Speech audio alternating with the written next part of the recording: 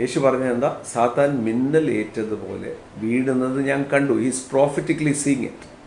എന്നിട്ട് എന്നോട് പറയുക, പാമ്പുകളെയും തേളുകളെയും എന്നുവെച്ചാൽ പോവർട്ടി, ഡിസ്ട്രക്ഷൻ.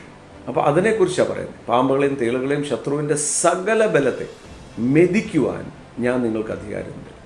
യാതൊന്നും, എടുത്ത വാക്കാണ് ഏറ്റവും പ്രധാനം, യാതൊന്നും ഒരിക്കലും ഒരു ഹാനിയും വരുത്തത്തില്ല. ഒന്ന് പറയാമോ? എനിക്ക് ഒരു ഹാനിയും ഒരിക്കലും ആർക്കും വരുത്താൻ പറ്റത്തില്ല.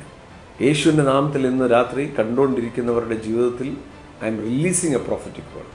അൺയൂഷ്വൽ ഫേവർ നിങ്ങളുടെ ജീവിതത്തിൽ ഉണ്ടാകട്ടെ. അൺയൂഷ്വൽ.